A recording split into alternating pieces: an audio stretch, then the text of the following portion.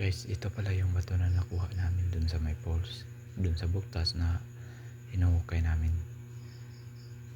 Parang kakaiba siya, iba yung ano niya, saka ano to guys, mabigat. Panoorin nyo ito guys, yung video na to hanggang matapos.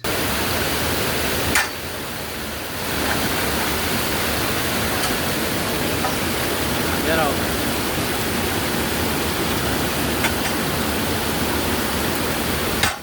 Yung bato na nakukuha namin, yung mga bilog na yan o. Mga bilog-bilog na, yung ano na.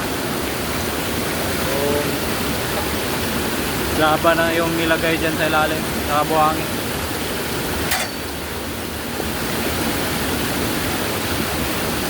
Meron kaming nakuha kanina, yung malaki.